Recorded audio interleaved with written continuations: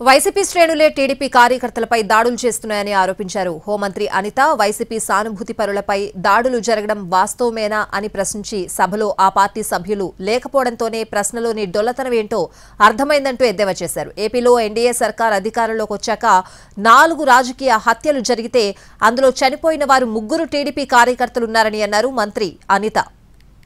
Party వాళ్ళు సానుభూతి పరుల మీద దాడులు జరుగుతున్న విషయం వాస్తవమేనా అని చెప్పి వాళ్ళే క్వశ్చన్ అడిగి ఈరోజు వాళ్ళే ఈ క్వశ్చన్కి సమాధానం తీసుకోవడానికి రాలేకపోవడం అన్నది చూస్తూ ఉంటే అక్కడే వాళ్ళ తాలూకా డొల్లతనం అనేది చాలా క్లియర్ గా కనిపిస్తుంది. అధ్యక్ష, అధికారం కోల్పోయి 11 సీట్లకే పరిమితం అయినప్పటికీ కూడా తిరిగి వచ్చి టీడీపీ కార్యకర్తల మీదే దౌర్జన్యాలు చేసి టీడీపీ కార్యకర్తలని చంపి మళ్ళా పైగా వాళ్ళ మీద ఏవో దాడులు జరిగిపోతున్నాయో వాళ్ళ తాలూకా వాళ్ళు ఎవరు చంపేస్తున్నారని చెప్పి ఇక్కడెక్కడా ప్లేస్ లేనట్టుగా ధర్నా చేయడానికి ఢిల్లీ నడివీధుల్లో వెళ్లి కూర్చొని మేము ధర్నా చేస్తామన్నా 11 మందితో వెళ్లి కూర్చొని ధర్నా చేయడం అన్నది చూస్తూ ఉంటే చాలా విడ్డూరంగా అనిపిస్తుంది. అధ్యక్ష, ఎందుకంటే ఈ మాట చెప్తున్నాను అధ్యక్ష, ఎన్డీఏ కూటమి వచ్చిన తర్వాత నుంచి ఈ రోజు వరకు పొలిటికల్ హత్యల్లో ఒక 4 హత్యలు జరిగితే ఆ 4 హత్యల్లో 3 ముగ్గురిని తెలుగుదేశం పార్టీ కార్యకర్తలనే చంపేసిన పరిస్థితి కూడా